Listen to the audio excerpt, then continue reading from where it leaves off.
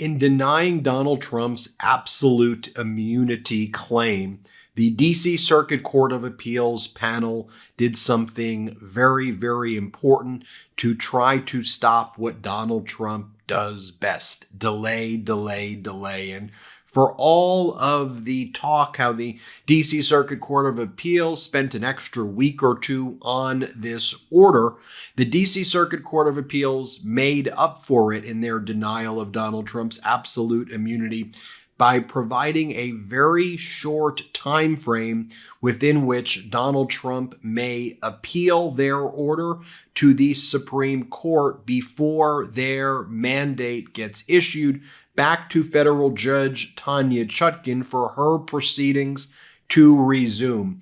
Also, the D.C. Circuit Court of Appeals also makes it very clear that the mere filing by Donald Trump of something called an en banc petition would not stay the mandate for the D.C. Circuit Court of Appeals, and the proceedings would still restart before federal judge Tanya Chutkan, absent the Supreme Court agreeing to hear this case on a petition for certiorari.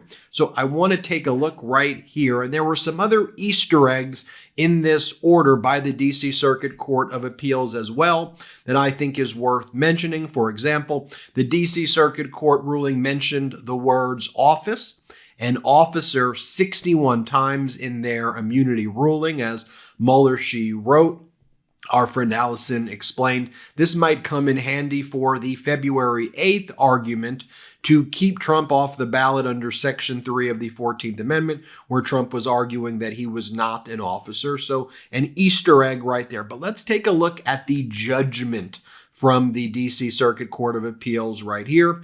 Again, it was before Judge Henderson, Childs, and Pan. You had Henderson, who was a Republican appointee. Childs and Pan were Democratic appointees in the D.C. Circuit Court of Appeals. Now, here is what it says. Let's pull it up right now. And it says the following. This cause came to be heard on the record on appeal from the United States District Court for the District of Columbia and was argued by counsel. On consideration thereof, it is ordered and adjudged that the order of the District Court appealed from in this cause be affirmed in accordance with the opinion of the court filed here in this date. In other words, the D.C. Circuit Court of Appeals affirms federal judge Tanya Chutkan's denial of Donald Trump's motion to dismiss the indictment based on Trump's claim of absolute immunity. Goes on to say in this judgment portion of the order, the clerk, this is what the D.C. Circuit Court of Appeals is saying, the clerk is directed to withhold issuance of the mandate through February 12th, 2024. Just so you know what that means, the issuance of the mandate basically means that this order then gets officially transmitted to the federal judge, in this case, Judge Tanya Chutkan, to resume the proceedings in the district court that have been stayed since December when Donald Trump first appealed federal judge Tanya Chutkan's order. That's what it means, the issuance of the mandate. It goes on to say, if within that period, appellant, referring to Donald Trump, appellant notifies the clerk in writing that he has filed an application with the Supreme Court for a stay of the mandate, pending the filing of a petition for a writ of certiorari, the clerk is directed to withhold issuance of the mandate pending the Supreme Court's final disposition of the application. The filing of a petition for rehearing or rehearing en banc will not result in any withholding of the mandate, although the grant of rehearing or rehearing en banc would result in a recall of the mandate if the mandate has already issued. So let me break that down, but that's very important.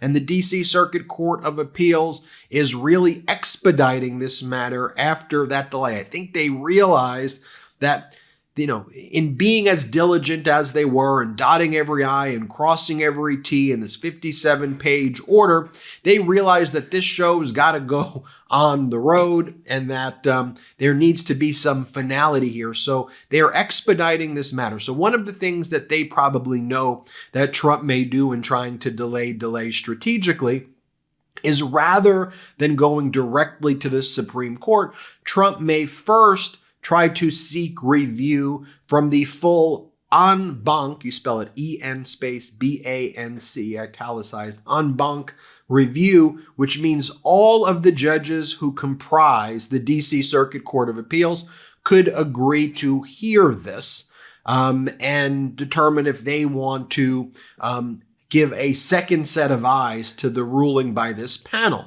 You'll recall from some of our other reporting here at the MeidasTouch Network that the DC Circuit en banc panel, all of the judges decided they would not review when Donald Trump tried to appeal the ruling by the DC Circuit Court panel that affirmed Judge Tanya Chutkan's order regarding, or largely affirmed Judge Tanya Chutkan's order regarding the gag order imposed in this case. Trump sought an en banc review. So one of the delay tactics Donald Trump may have tried is, let me first go en banc, delay it there for 20, 30 days while we determine if the en banc panel wants to review it, if all of the judges want to review it.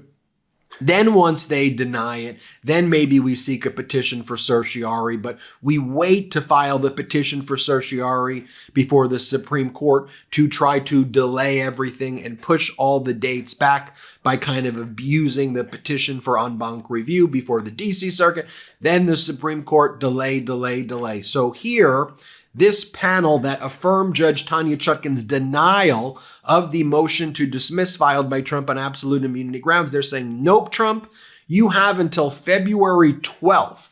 You have until the 12th if you want to file your appeal to the Supreme Court. If you do that in the next 6 days and you give us notice that you petition for certiorari, then our mandate gets stayed until the Supreme Court determines if they want to hear it or not.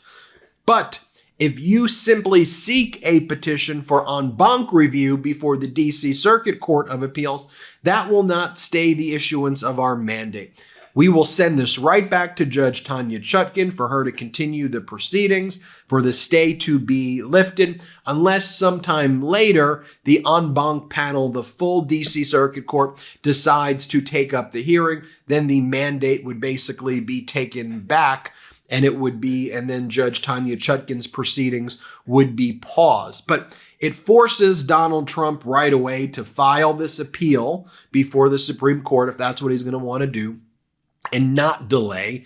And it also kind of ties his hands that if he's going to seek en banc review, that alone is not going to stay or pause these proceedings. So in other words, it establishes a framework in totality to stop Donald Trump's delay. Now, of course, if the United States Supreme Court decides to hear it, that would stay the issuance of the mandate. We would see if the Supreme Court then orders expedited briefing or what the briefing schedule would be. But notice they did have about a 1-month briefing period on the issue of disqualification under the 14th Amendment. So will the Supreme Court take this up? Will they think that the issues being addressed by the DC Circuit denying Donald Trump's claim of absolute presidential immunity is even an issue that they need to take up?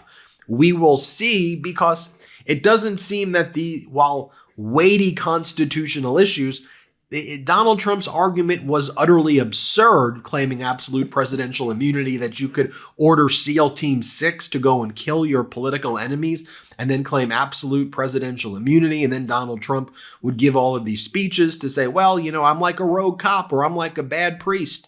You get absolute immunity. Newsflash, they don't get absolute immunity. Newsflash 2, why are you comparing yourself to that? Newsflash 3, that has nothing to do also with the claim of absolute presidential immunity, which never existed. So the DC Circuit kind of making up for that 2-week delay by setting this expedited schedule for Trump to appeal, and rejecting any delay tactics if Trump tries to seek en banc review, unless, of course, the en banc panel hears it. But I don't see why the en banc panel of all DC Circuit Court judges would hear this. I think they would just reject it the same way they did with the gag order.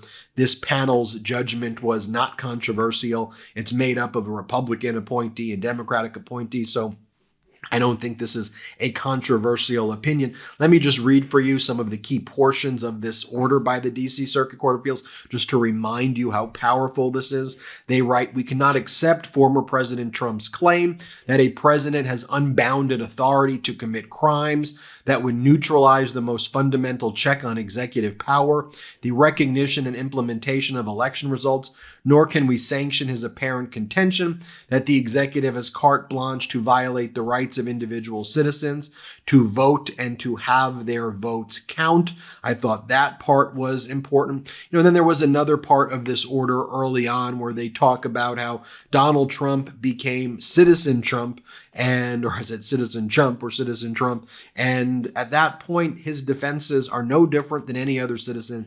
No one is above the law. It says, over here, it says, "Since then, hundreds of people," this is on page 3, "hundreds of people have breached the Capitol on January 6th, have been prosecuted and imprisoned, and on August 1 in Washington, D.C., former President Trump was charged in a 4-count indictment as a result of his actions challenging the election results and interfering with the sequence set forth in the Constitution for the transfer of power from one president to the next. Former President Trump moved to dismiss the indictment, and the district court denied his motion. Today, we affirm the denial.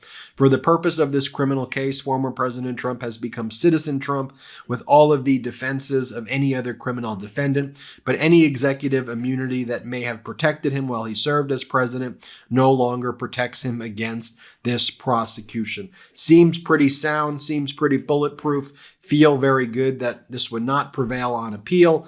This DC Circuit guarding against Donald Trump's delay. And I think things are now starting to move expeditiously. I feel comfortable and confident that this case should be slated still now for 2024. Whether that means April or June, we'll have to see what the Supreme Court does next, or July, but we will keep you posted, or even August, but within the time frame within which this could be tried in 2024.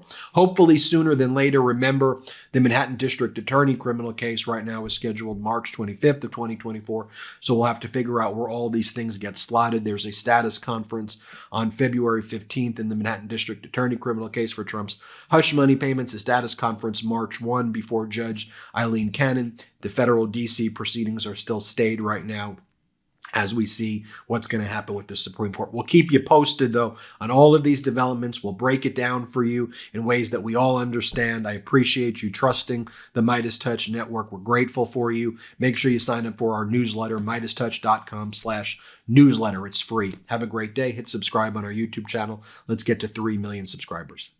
Love this video? Make sure you stay up to date on the latest breaking news and all things Meidas by signing up to the MeidasTouch newsletter at MeidasTouch.com/newsletter.